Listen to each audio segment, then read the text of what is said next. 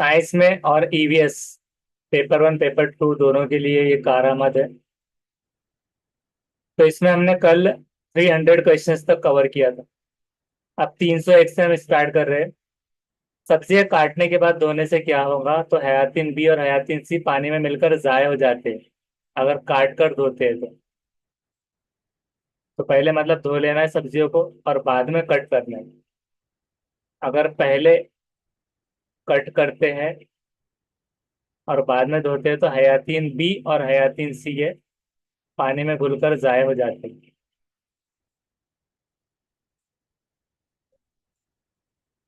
Next question है, सब्जियां पकाते वक्त थोड़ा पानी डालने से क्या होगा? पकाते वक्त में थोड़ा पानी डालने से ग़िज़ाइयत बख्श अज्जा ज़ाय नहीं होते। यानी जब सब्जी जो पका रहे हैं तो उसमें जब थोड़ा सा पानी डाल लेते हैं तो उससे ग़िज़ाइयत बख्श जो अज्जा है तो वो ज़ाय नहीं होते। सही और गलत की निशानदेही करना है कि दालें पकाने से कब्ल चुनकर पानी से धोना चाहिए। तो सही है, चुनकर पानी से धोना है कब्ल, पकाने से कब्ल। सब्जियां काटने से पहले पानी से धो लेना चाहिए, काटने से पहले, तो ये भी सही। सब्जी पकाते हो थोड़े पानी में पकाई जाए, सही है। सब्जियां काटने के बाद पानी से धो लेना चाहिए, काटने के बाद, ये गलत। सब्जी तरकारी को पकाने से कब्ल साफ धोना चाहिए क्योंकि इन पर मिट्टी और बीमारी के जरासीम होते हैं। पकाने से कब्ल क्या करना चाहिए? सब्जी तरकारी को धो लेना चाहिए। सही और गलत इसमें से पहचानना है। हमें सड़ी हुई सब्जियां खाना चाहिए, गलत है। कीड़ा लगा हुआ फल खाना चाहिए, गलत। हमें ताजी सब्जियां खाना चाहिए, ये सही है। 306 है, खराब और सड़ा हुआ फल, ये भी गलत है। अब सही और गलत इसमें से फिर से है कि पत्तों वाली सब्जी, फल वाली सब्जी और फल हमेशा ताज़ा खाना चाहिए, सही है। कीड़ा लगी हुई सड़ी हुई सब्जियां फल नहीं खाना चाहिए, ये भी सही है। पत्तों वाली सब्जी को काटने के बाद अच्छी तरह धो लेना चाहिए, गलत। सब्जी बनाते हो थोड़ा पानी डालकर और ढक्कन से ढककर पकाना चाहिए, सही है। ग़िज़ा खुली हुई रखने से क्या होता है? हवा में मौजूद जो जरासीम ग़िज़ा में शामिल हो जाते हैं और ग़िज़ा को सेहत के लिए नुकसानदा बनाते हैं। ग़िज़ा पर मक्खियाँ और परवानों के बैठने से क्या है? ग़िज़ा खराब हो जाती है। अखवा निकली हुई दालें क्यों खाना चाहिए? अखवा निकली हुई दालें जो है तो हजम करने में आसान होती है, इसके लिए। दालें चावल पकाते वक्त में उसमें इस्तेमाल किया गया पानी को नहीं फेंकना चाहिए, क्यों? क्योंकि इनमें तमाम ग़िज़ायत बख्श अज्जा शामिल होते हैं, उसको फेंकना नहीं चाहिए।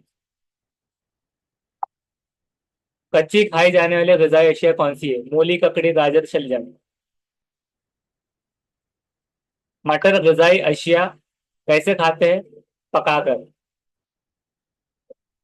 पकाई हुई अशिया को महफूज रखने के लिए कौन से अमल किए जाते हैं? अशिया को बर्फ के डब्बे में रखते हैं, अशिया को फ्रिज में रखते हैं, अशिया को उबाल कर ठंडा करके ढक कर रखते हैं। अशिया को महफूज रखने के लिए फ्रिज का इस्तेमाल क्यों करते हैं? ग़िज़ा कुछ दिन तक महसूस महफूज रहती है और ग़िज़ा खराब नहीं होती है, ग़िज़ा खाने के लायक रहती है, इसके लिए। सही और गलत की जोड़ी पहचानना है। अचार नमक क्या है? सही है, खाने के साथ में अचार नमक लगता है कभी कभार। सब्जी, सालन, ये फ्रिज में रखा जाता है, सही है। मुरब्बे, हल्दी के साथ इसकी जोड़ी गलत है। जाम शरबत क्या है? कीमिया एशियाई, सही है। जुमले को मुकम्मल करना है। किसी को खाना परोसते वक्त इसको जितनी जरूरत हो उतना ही खिलाए, ज्यादा नहीं डालना चाहिए जबरदस्ती। ग़िज़ा को जाया होने से कैसे बचाया जा सकता है? थाली में पेश की गई तमाम चीजें खाना है, जितनी भूख हो उतनी ही ग़िज़ा को मांगना है। अक्सर मतलब जो दावतें वगैरह चलती है वहां पर पूरी लाइन से लोग जाते हैं तो सब ले लेते हैं वो, और आधे आधे जो है तो मतलब पहले तो मतलब शादी में उसमें खर्चा बहुत हो जाता है। और मतलब एक तो यानी कभी कभार कैसे नान खलिया हो तो वो अलग से लोग देते ही, जितना चाहिए उतना। आधी रोटी देते हैं, नान कोई कोई पूरी रोटी लेके उसको पूरी ज़ाय कर देते हैं। तो कट करके उसके मतलब सिस्टम भी होने चाहिए कि नान अगर है पूरी तो उसको मतलब हाफ हाफ करके जितनी लगे थोड़े थोड़े देना चाहिए। पानी का भी ऐसे हम बचा सकते हैं। और इसी तरह से जो खाना है तो कम कम हाफ भरने के बाद फिर उसको 2-3 मरतबा भी जिसको लगे दे सकते हैं। लेकिन अक्सर ऐसा होता है कि कुछ दावतों में खाली के थालियाँ, जो प्लेट्स होते हैं उसमें वो लोग क्या करते हैं कि अब वो लाइन इतनी लंबी होती है कि सामने वाला बोलता है ये भी खाऊंगा ये भी खाऊंगा, सब ले लेता है वो ज्यादा, और ज्यादा लेकर उसमें बहुत ज्यादा खाना जाया हो जाता है। तो ऐसा नहीं करना चाहिए, क्योंकि गजा जाया करने में सिर्फ एक प्लेट होती है, लेकिन जो शादी कर रहा है उसका बाप बच्ची का, तो उसको बहुत अरसा लग जाता है उतने पैसे जमा करने और खर्च भी पे करने। तो ये गजा को जाया होने से कैसे बचाया जाए कि थाली में पेश की गई तमाम चीजों को खा लेना एक तो, और जितनी भूख हो उतनी ही गजा को मांगना है। किन बातों के लिए गजा जरूरी है? कौन सी चीजों के लिए गजा जरूरी होती है? तो जिस्म की नशोनुमा के लिए होती है, अच्छी सेहत के लिए होती है, जिसमें बीमारियों के दिफा की कुव्वत बढ़ाने के लिए भी होती है। खाना तैयार करते वक्त किन बातों का ख्याल रखना चाहिए? गजा तैयार करने के लिए इस्तेमाल होने वाली अशिया साफ और बेजरर होनी चाहिए। सब्जियां पकाते वक्त थोड़े पानी में पकाना है, और सब्जियां पकाते वक्त उन पर ढक्कन रखकर पकाना है। साफ होना चाहिए, बेजरर होनी चाहिए, और थोड़े पानी में पकाना चाहिए, इससे हयातीन ना उड़े।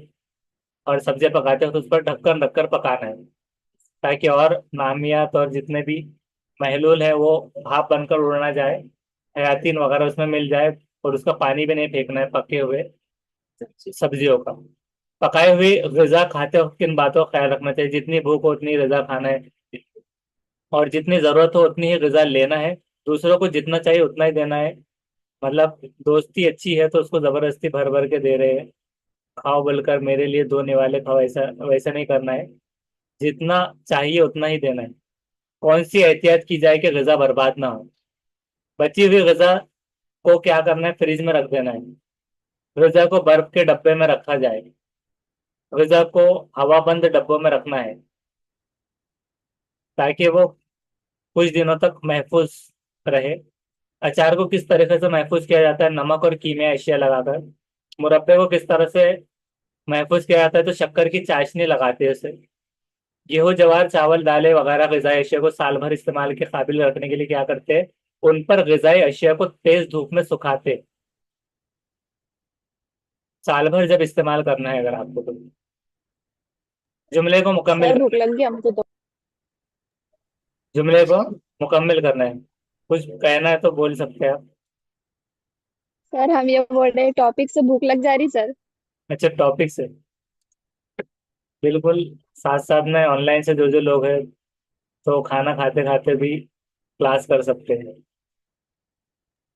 है। लेकिन उतना ही इस्तेमाल करना है जितने की आपको लग रही है, जितनी भूख हो उतना ही खाना है, अननेसेसरी नहीं खाना है।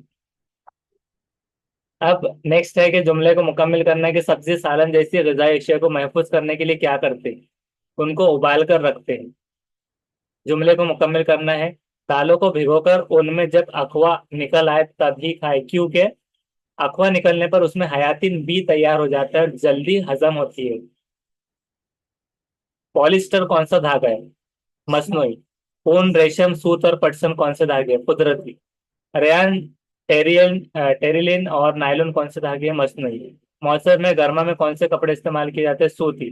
किस मौसम में ऊनी कपड़े इस्तेमाल किए जाते हैं? मौसम में सरमा में। रेशम के कीड़े से कौन सा धागा मिलता है? रेशमी। कि मतलब इस पर भी एक फॉल वगैरह है कि उस रेशम के कपड़े पे लोग दुनिया नाश करती है, जो रेशमी कीड़े के राल से बनता है, इस तरह से।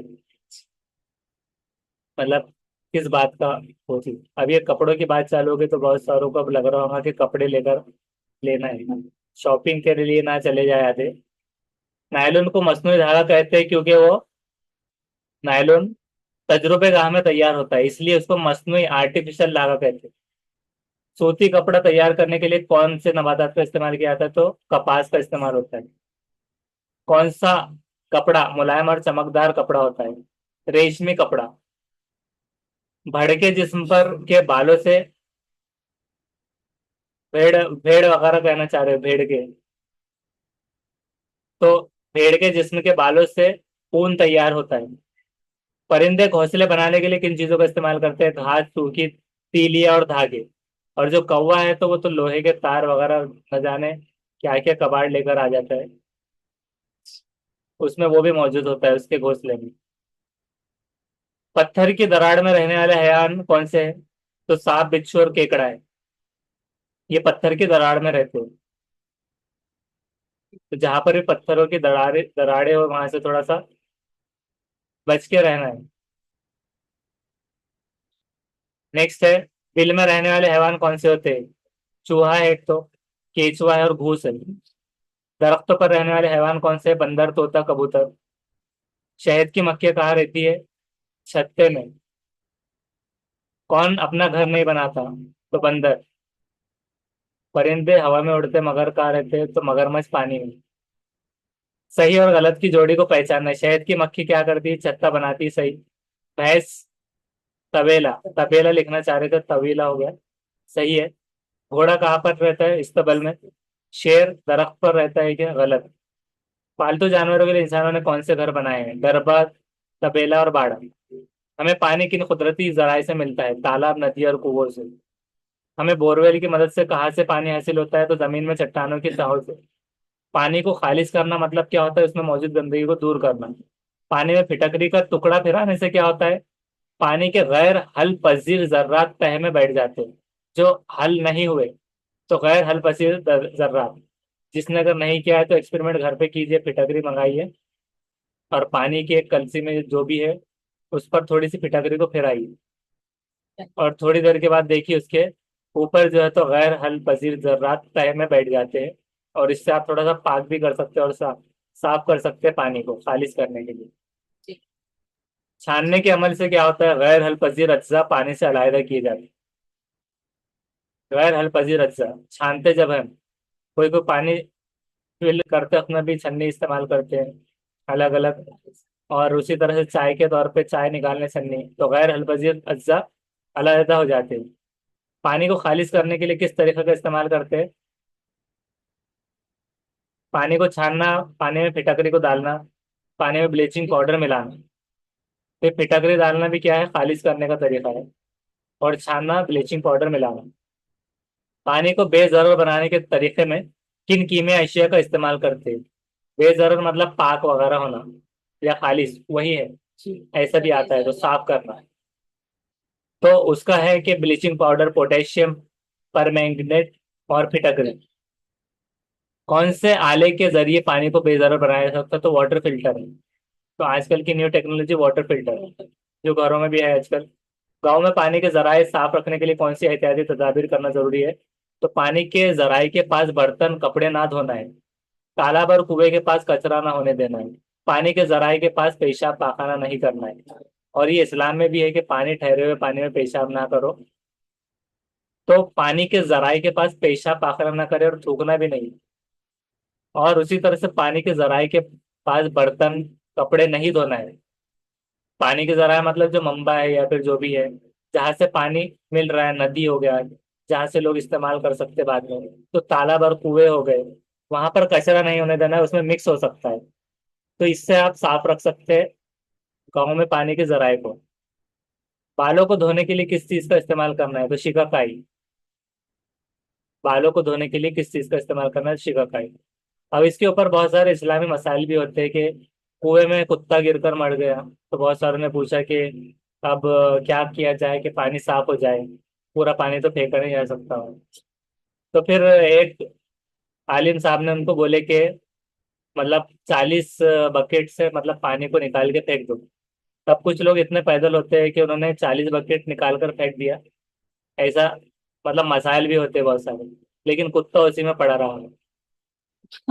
तो पहले कुत्ते को निकालना है, फिर बाद में 40 बकेट से आप निकाल सकते हो। तो ऐसे भी मसाइल होते हैं सर कभी कुत्ते कभार। को निकालना चाहिए ना पहले। हाँ पहले तो वो बोले नहीं थे मौलाना ने, तो उसके लिए बताया था कि ऐसा कहीं होता है, चूहा गिर गया, कुछ हो गया, तो पहले उसको निकालना है फिर पानी।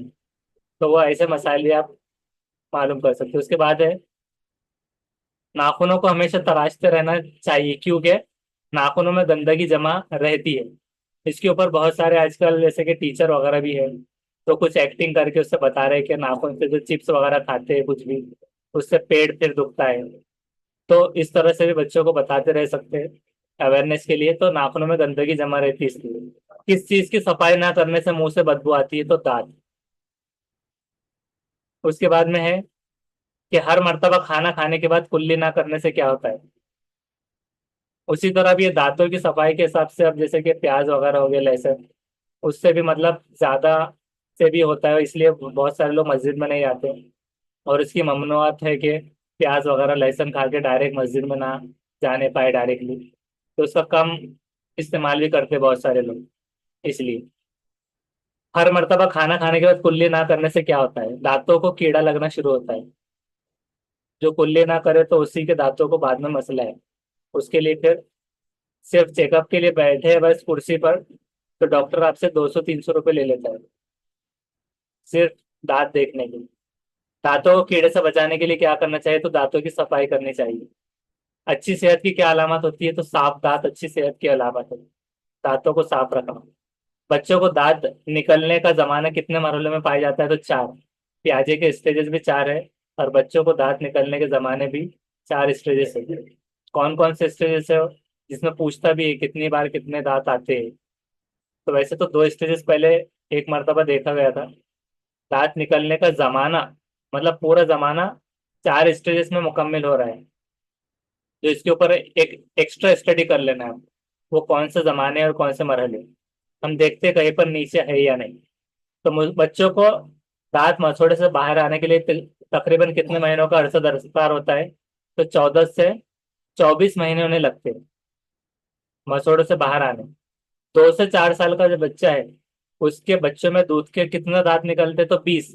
ये प्राइमरी स्टेज होती है। और सेकेंडरी जो होते हैं, ये 20 गिरकर आ जाते हैं दोबारा, लेकिन बाकी के फिर नहीं आने पाते। हाँ, तो वो सेकेंडरी में नहीं आते। बच्चे की इब्तदाई मुस्तकिल दांत कब आना चालू होते हैं, तो वो 5 से 7 साल मुस्तकिल, जो कि अब आपके स्टैटिक रहेंगे हमेशा के लिए, तो वो दांत जल्दी गिरेंगे नहीं, जब तक कि कोई दांत टूटने वाला काम आप ना कर ले। उसके बाद है कि किस साल से दूध के तमाम दांत गिरकर मुस्तकिल दांत आ जाते हैं, तो 8 साल की उम्र तक। तो 8 साल की उम्र तक दूध के तमाम दांत गिरकर मुस्तकिल आ जाते हैं, तो दूध के टोटल 20 दांत है, वो गिरकर फिर 8 साल की उम्र से मुस्तकिल दांत आते हैं। जिसमें बैरूनी सफाई से क्या मुराद होता है, बैरूनी मतलब एक्सटर्नल, गुसल करना, बालों में कंघा करना, नाखून तराशना, तो ये बैरूनी सफाई है। पेट को साफ रखने के लिए क्या करना अच्छा होता है, रोजाना रफा हाजत करना। वक्त पर रफा हाजत ना करने से कौन सी बीमारी होती है, तो पेट की बीमारी हो जाती है। अच्छी आदतें लिखना है, अतराफ को साफ सुथरा रखना, कूड़ा क्रिकेट को कचरे की कुंडी में डालना है, यहाँ वहां नहीं फेंकना है। खुद के साथ अतराफ की साफ सफाई भी रखना बहुत इंतहाई जरूरी है। सराउंडिंग, क्योंकि सराउंडिंग अच्छा है तो आपकी सेहत अच्छी रहेगी। रफा हाजत के लिए कहाँ जाना चाहिए, तो बैतुल खला में जाना चाहिए। और उसके बाद में कचरा खास तौर पर किस किस्म का होता है, तो 2। कौन सा कचरा, जो कि कचरे वाला रोज पुकारता रहता है, सूखा कचरा अलग और गीला अलग। सूखे कचरे में किन चीजों का इस्तेमाल होता है, कि कागज, प्लास्टिक की चीजें और धातु टुकड़े। सूखा बोले तो ऐसा नहीं कि उसको आपने छत पर सुखाया और उसको दे दिया, तो कागज, प्लास्टिक की चीजें और धातु टुकड़े ये होते हैं। और गीले कचरे में क्या होता है, गजाई अशिया होती है, सब्जियों के डंठल होते हैं, सड़े हुए फल होते हैं। किस कचरे से खाद तैयार की जाती है, तो जो गीला कचरा होगा उससे खाद तैयार की जाएगी। जानवरों के फुजले से कौन सी गैस तैयार की जाती है, तो बायोगैस। बायोगैस कैसे तैयार होती है, तो फिर से पढ़िए, जानवरों के फुजले से। सूखे कचरे को किस तरह ठिकाने लगाते हैं, इस कचरे का दोबारा इस्तेमाल करके नई चीजें बनाते हैं। अब उसके अंदर आप सब्जी के डंठल, सड़े हुए फल दे रहे हैं, वो दोबारा नहीं आएगा, उससे खाद बनेगा, तो इसलिए गीला अलग और सूखा अलग करना है। क्योंकि ज्यादातर डायरेक्टली सोल्यूबल नहीं होता, जमीन में प्लास्टिक की चीजें सड़ गल नहीं जाती, तो इस वजह से बहुत अरसा लगता है उसको जमाना जमाना, तो भी वैसी रहती हो, तो इसके लिए उसका दोबारा इस्तेमाल करके नई चीजें बनाते हैं। सब्जी को काट कर धोने से क्या होता है, हयातीन और नमक पानी में घुलकर निकल जाते हैं, और वो कुछ काम की नहीं, पत्ते खा रहे होते हैं बस आप। फलों को धोकर क्यों खाना चाहिए, ताकि कीड़े मार दवाएं खत्म हो जाए। कि फलों को मारने के लिए कीड़े मार दवाएं, आपने उठाया डायरेक्ट खा लिया, फल देखने को गए, उसने बोला थोड़ा चक्कर देखो और डायरेक्ट खा लिया, तो आपने कीड़े मार दवाएं भी साथ में खा ली। तो फलों को धोकर खाना चाहिए। सब्जी को कम से कम क्यों पकाना चाहिए, क्योंकि हयातीन जाया ना हो जाए। सब्जी काट कर क्यों नहीं धोना चाहिए, हयातीन पानी में घुलकर बह जाते इसलिए। जानदारों को किन चीजों की जरूरत होती है, गजा, पानी और हवा की बुनियादी जरूरतें। आलूदा पानी किसको कहते हैं, जिसमें पानी में गंदगी शामिल हो जाए, आलूदा हो गया। पानी की आलूदगी से कौन सी खतरनाक बीमारी लायक होती है, तो वो हैजा होता है। उसके बाद 383, कौन सा पानी खालिश होता है? तो बारिश का पानी खालिश होता है। बारिश का पानी खालिश होता है तो कुछ कुछ लोग जो है तो उसको मुंह खोलकर जब बारिश आती है तो उसको पीने की कोशिश करते हैं। उसमें मौजूद जरासीम भी मुंह में जा सकते हैं, वैसा मत कीजिए। म्यारी बुखार जो टाइफाइड होता है, ये किस बीमारी की वजह से होता है? आलूदा पानी जब पी लेते हैं तो टाइफाइड हो जाता है। तो इसलिए पानी को अच्छा पानी पीजिए खालिश।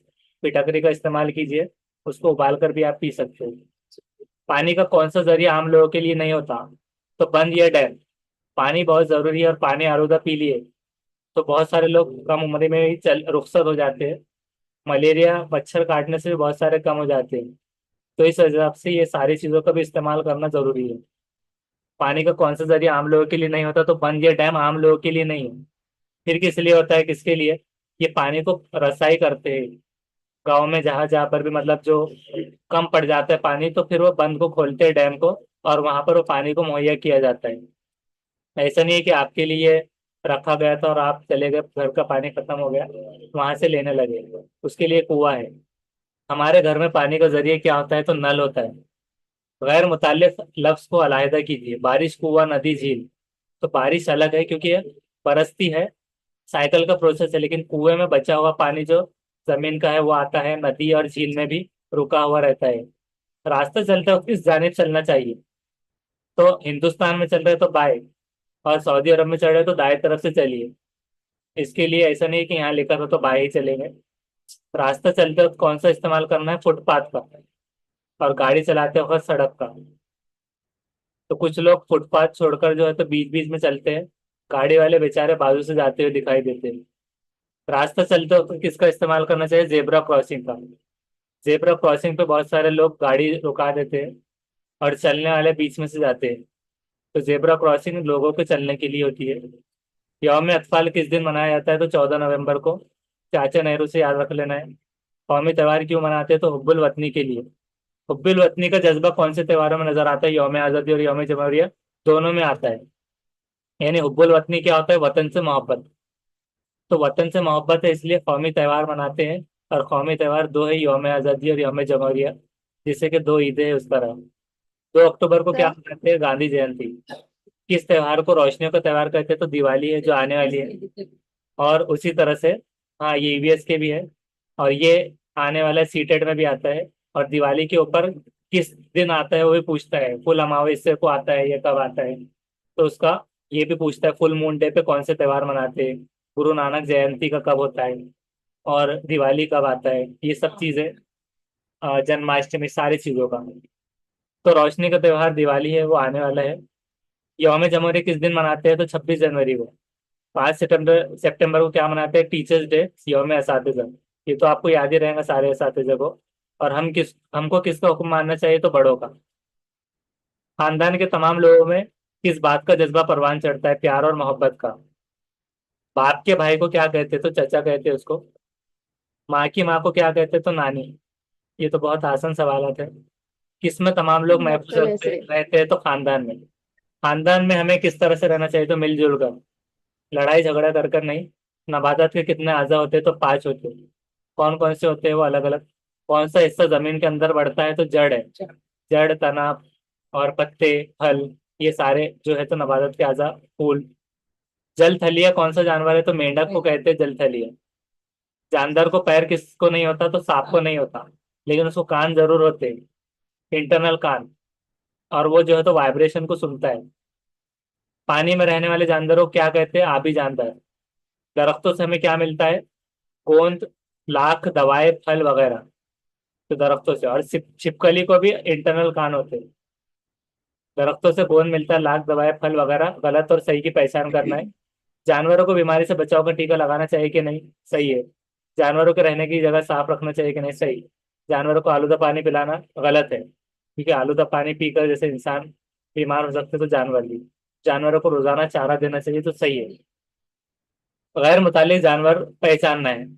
शेर, हिरन, गाय और हाथी। तो गाय क्या है? ये डोमेस्टिक एनिमल है, पालते भी है इसको। और यूजफुल है। गाय दूध देती है, इस तरह से। और शेर, हिरन और हाथी। हिरन का शिकार पर पाबंदी है, शेर के भी। हाथी भी बहुत मतलब, ये जानवर जो है तो अलग अलग होते हैं, तो इसको जो उसके दांत निकाल के बेचते हैं तो गैर कानूनी वगैरह में भी आता है चीजें। कीड़ा मकोड़ों को कितने पैर होते हैं? 4 से ज्यादा पैर होते हैं। घोंसला बनाने वाला परिंदा मुर्गी है। एक ऐसा परिंदा है जो घोंसला बनाता है। मुर्गी क्यों हो गया वही सोच रहे हैं।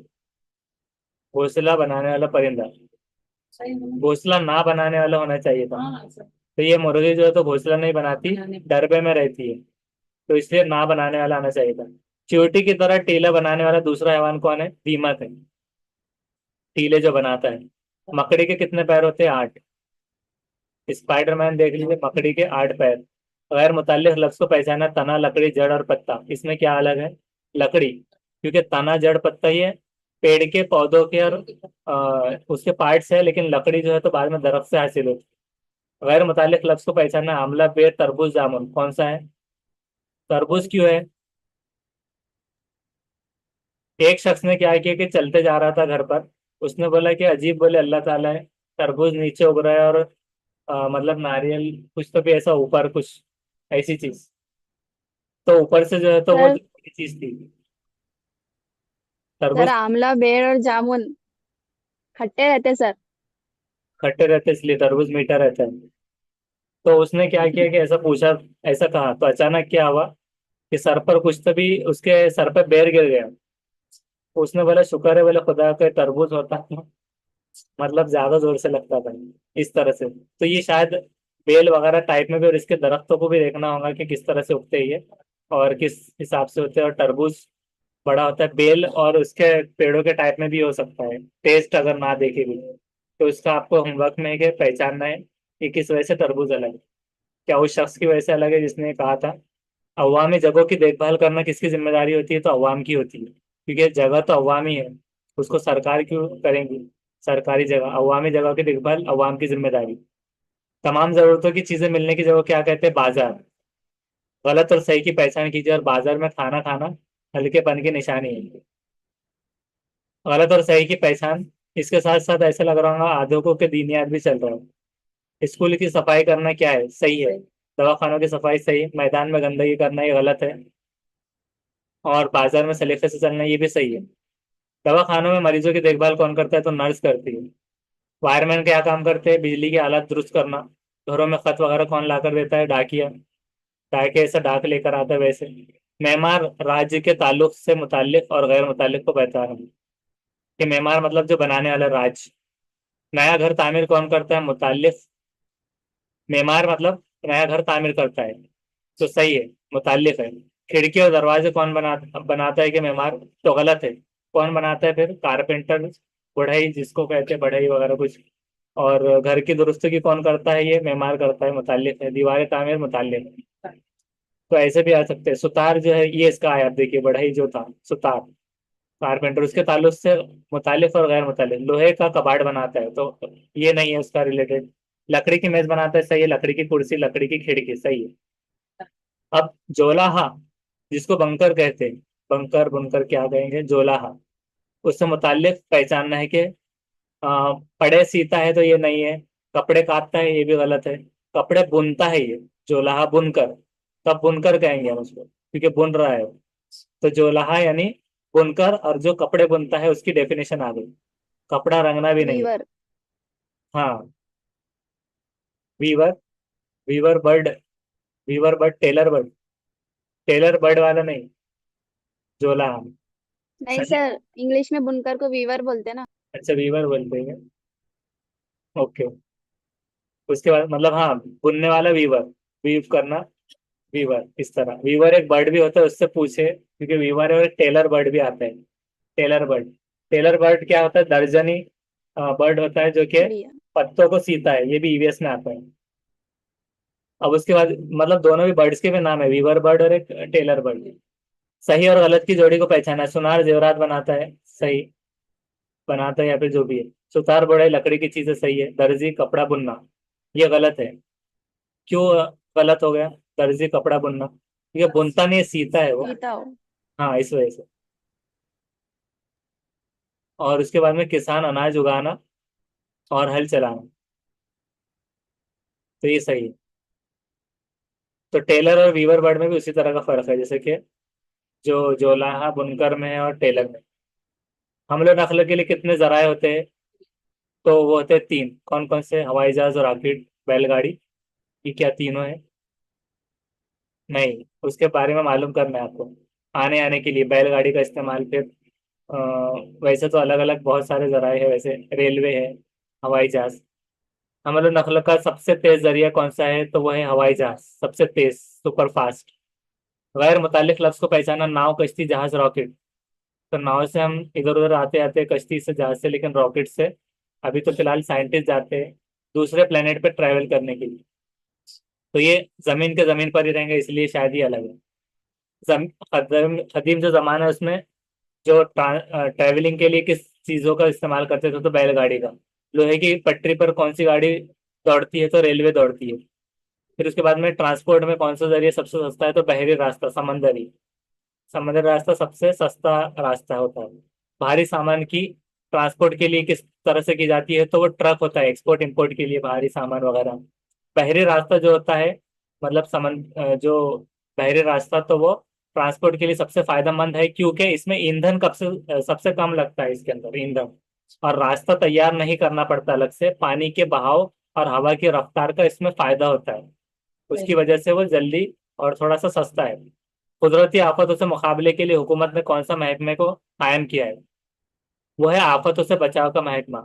कुदरती आफत आने की कौन सी वजह है? कुदरत में तब्दीली की वजह। कुदरत में जब तब्दीली आती है तो कुदरती आफत रोनुमा होते हैं।